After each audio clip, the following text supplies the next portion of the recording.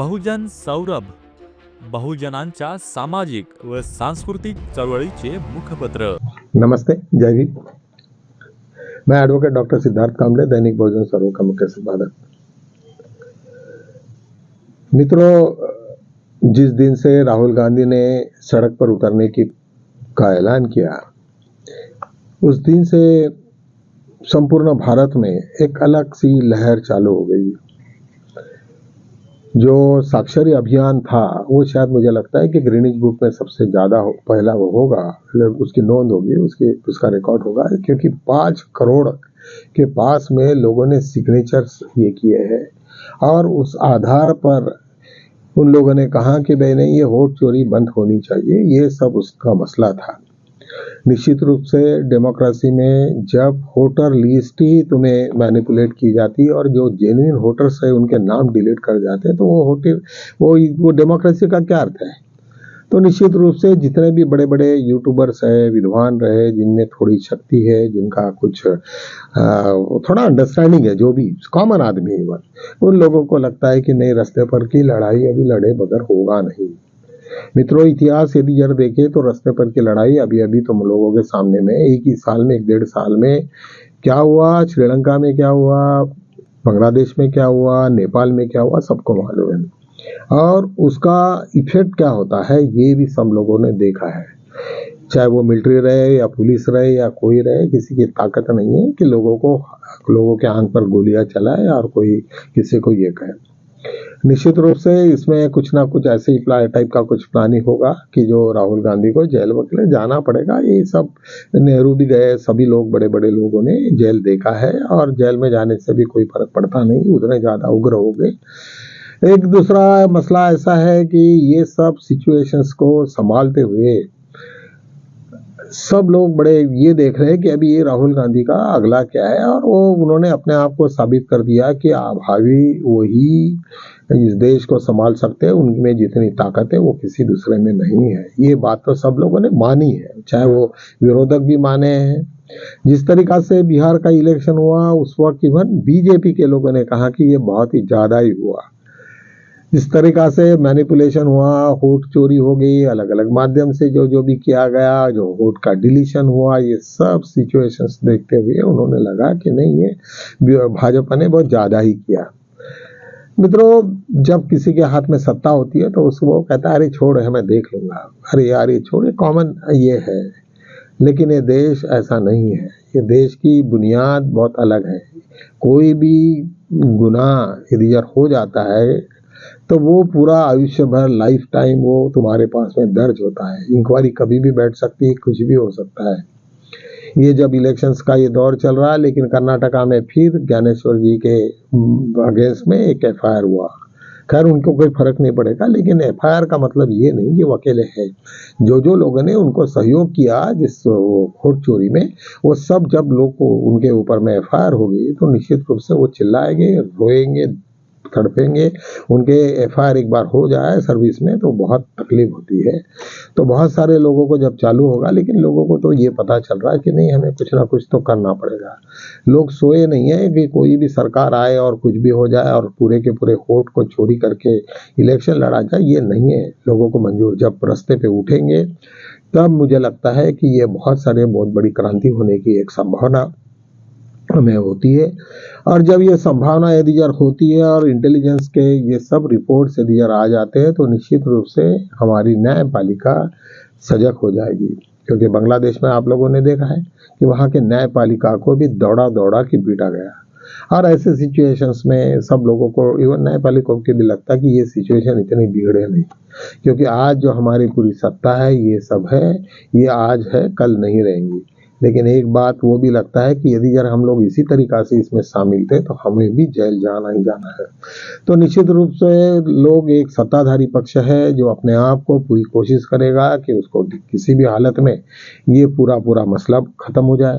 लेकिन कैसे खत्म होगा? महाराष्ट्र में पूरा का पूरा इलेक्शन चोरा है, ये सब लोग तड़प गए हैं। सब लोगों को लगता है कि हमारा वोट चोरी हो गया है। यही नहीं तो हर जगह पे वही हुआ, आज बिहार में भी वही हुआ, हरियाणा में भी वही हुआ, हर जगह पे वही हो रहा है। और यदि यही तरीके से चलते रहे तो वो लोग कुछ भी कर सकते हैं, ये बात ध्यान में आएगी। रोड एक रास्ते पर तो आने की बात वो आज नहीं तो कल करनी ही करनी है। शायद राहुल गांधी नहीं भी करे तो भी कोई ना कोई ऐसे लोग आएंगे रास्ते में जो ये सब हाथ को कमांड करेंगे, लेकिन उतना जब वो उतना बड़ा संगठन जब डेवलप होगा तो उसको काफी समय लगेगा और ऐसे सिचुएशन में बहुत मेहनत लगती है और इतना सारा किसी को टाइम भी नहीं है।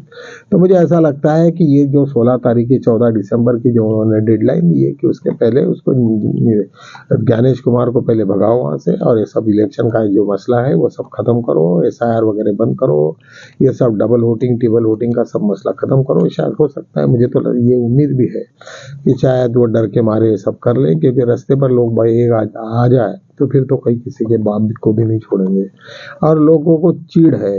अब एक ठीक है, हम लोग कॉमन आदमी हैं, हम लोग इतना पॉलिटिकली एक्टिवेट नहीं है, स्पेशली आम्बेडकराइट लोग ज़्यादा एक्टिवेशन में नहीं है। इसलिए नहीं है कि उनके पास में कोई ऐसा है नहीं, जो लोग भी कांग्रेस से थोड़े जुड़े हुए हैं और अलग अलग पार्टियों से जुड़े हैं उन लोगों का थोड़ा ध्यान है, लेकिन वो आज के सिचुएशन में वो भी हेल्पलेस है। तो आज हमें यही सोचना पड़ेगा कि हमारा पूरा का पूरा जो बाबा साहब ने लिखा हुआ है कॉन्स्टिट्यूशन में 1 वोट 1 पर्सन का जो कंसेप्ट है, यदि यार वही फंडामेंटल राइट्स ही हमारे बिगड़ जाए तो हम लोग कहीं के नहीं रहेंगे। कल मनुवादी संस्था आ जाएगी, सब कॉन्स्टिट्यूशन वगैरह बदल जाएगा, मनुकार आ जाएगा वगैरह वगैरह सब होगा। खैर इतना आसान भी नहीं होगा जो कहते हैं, जितना भी हो जाए तो कि अपने घर के औरतों को अभी ये करेंगे तो औरत ही उनको मारेगी, ऐसा कुछ नहीं है। वो मनु संस्था, लेकिन वो अपने हाथ में पूरी सत्ता रख के यही कोशिश करेंगे कि हम लोग हमारी सत्ता हर वक्त चलते रही, हम जो चाहे वो करेंगे। जो भी आज जो हमें बिहार में हम देख रहे हैं कि जहाँ पे भी होम मिनिस्ट्री ऐसे आदमी को दी है कि जिसके ऊपर में 5-5 6-6 मर्डर्स के केसेस है। ये इतना यदि ये आतंक हो, अमित शाह का तो पूरा इतिहास ही मालूम, तो जेल से उसको निकाल के यहाँ पे रखा है, वो शायद जो भी हुआ। लेकिन ये सब सिचुएशंस को देखते हुए मुझे ऐसा लगता है कि ये देश में कुछ ना कुछ और क्रांति होने की संभावना है और यदि अगर होती है तो निश्चित रूप से उसके परिणाम भी सभी को भुगतने पड़ेगा। यही नहीं, इवन कॉमन आदमी को तो क्या भुगतना है, जो भी पॉलिटिकल लोग हैं उनको भुगतना है, लेकिन हमें भी कॉमन आदमी भी उससे सफर रहे। आज बिहार की जिस तरीका से हालत है और जिस हालत के बाद में भी फिर RSS वहाँ पे पूरा फिर अपना अड्डा जमा के बैठी है वोट चोरी की वजह से, तो निश्चित रूप से कोई भी ये नहीं कहेगा। इवन तुम्हारे सुप्रीम कोर्ट के बहुत सारे जजेस और ये वो लोग भी चेतावनी दे रहे होंगे कि ये क्या हो रहा है हमारे देश में, यदि वोट चोरी हो जाती है तो हम लोग क्या करेंगे, पूरा देश ही खत्म हो जाएगा। तो इस तरीका से ये सब लोगों ने करना चाहिए। कर्नाटका में बहुत सारे जो FIR हुए अभी और अभी चालू हो गया तो हर जगह पे होगा, लेकिन वहाँ का यदि होम मिनिस्टर ही नहीं है वहाँ पे, वो कहेगा कि किसी ने लेने नहीं है तो तुम्हें कोई करे, कोई तुमको बचा नहीं सकता है। तो ऐसे सिचुएशन महादेवपुरा का वो किस्सा है और कुछ ना कुछ लोगों को इसका इम्पैक्ट होगा। खैर ये बात तो बुद्ध की बात तो हमें हर वक्त स्मरण में रहती है कि बदमाशी ज़्यादा दिन तक नहीं चलती, झूठ ये बिल्कुल ज़्यादा दिन तक नहीं चलता, कभी ना कभी उसका कुछ ना कुछ हो ही जाता है। आज एक हमारे एक धनखड़ जी थे, वाइस प्रेसिडेंट है, और जिस तरीका से उनको बंद करके सब का सब वो किस्सा हो गया, जो ये हुआ आज वो पहली बार RSS के एक प्लेटफॉर्म से बोल रहे थे। बोल होते होते उन्होंने थोड़ा से कुछ डायलॉग मारे कि नैरेटिव सेट होने के पहले उसमें फंसो मत, तुम दूर हो जाओ। मतलब जिस तरीका से ट्रैप में जो फंसा देते हैं और उसके बाद में एक के बाद सब तुम्हारे सबूत जमा हो जाते हैं और तुमको फिर ब्लैकमेल होते हैं। तो ऐसे सिचुएशन में करो ही नहीं, दूर ही रहो तो अच्छा है, और जहाँ दूर रहोगे तो निश्चित रूप से तुम्हें उसका फायदा होगा।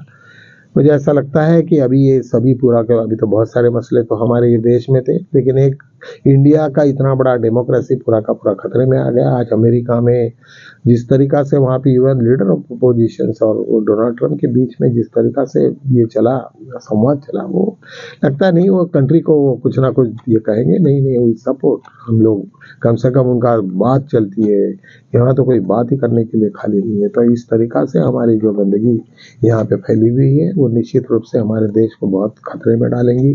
यहाँ पे जो भी पॉलिटिकल सिचुएशंस है वो यही ये करती है कि अगले वाले को ख़त्म करो, और सब गुंडा मौले लोग ऐसे यदि वो पार्लियामेंट में जाते रहे तो क्या करेंगे, लोगों का क्या भला करेंगे, ऐसे ही होगा। ये डेमोक्रेसी को इस तरीका से होगा करके कभी बाबा साहब ने सोचा भी नहीं था। लेकिन आखिरी में जब उनको पता चला तो उन्होंने कहा कि नहीं, कुछ नहीं होगा, ये देश के टुकड़े ही हो गए। और मुझे लगता है कि यदि ऐसे ही देश पे बीजेपी का कब्जा हो जाए तो आने वाले दिनों में शायद साउथ ये कहेगा कि नहीं, हमें होना ही नहीं, चीफ इलेक्शन कमीशन का हम सुनेंगे भी नहीं, कुछ भी नहीं, हमको इलेक्शन लेना ही नहीं है, या हम लेंगे तो अपने हिसाब से लेंगे और हम तुमको बताएंगे क्या करना है। यदि यह सिचुएशन हो जाएगा तो सेंट्रल और स्टेट के रिलेशनशिप में फिर तनाव आएगा, और जब तनाव आ जाएगा तो उसके परिणाम जो भी होंगे वो होने ही होने हैं। आज ना कल तो होगा, कुछ ना कुछ तो सिचुएशन होगा। इंटेलेक्चुअल लोग बैठे हैं, कॉन्स्टिट्यूशन के लोग बैठे हैं, तो निश्चित रूप से इस टाइप का सजेशंस होगा कि भाई हमको सेंट्रल के ऊपर में हम लोग लड़े रहेंगे, हमें कोई ज़रूरत नहीं है, हम अपना इलेक्शन लेंगे, क्योंकि तुम लोग प्रॉपरली इलेक्शन नहीं ले रहे हो, ये तुम्हारा इसके बाद में आने वाले दिन ऐसे ही रहेंगे। और जब सेंट्रल और स्टेट के रिलेशनशिप खत्म हो जाएंगे तो देश वीक होना चालू हो जाएगा। तो मुझे ऐसा लगता है कि ये सब चीज़ें निगेटिव है, लेकिन ऐसा कुछ ना हो। सब लोगों ने ध्यान देना चाहिए और बाबा साहब के भी विचारों पे ध्यान देना चाहिए कि ऐसा कुछ नहीं होना चाहिए। जो चेतावनी दी थी कि इन्होंने हिंदुत्ववाद को यदि जब बंद नहीं किया तो हमारा देश बहुत विचित्र अवस्था में चले जाएगा करके। तो चलो आज हम यहीं रुकते हैं, कल मिलेंगे, तब तक के लिए जय हिंद।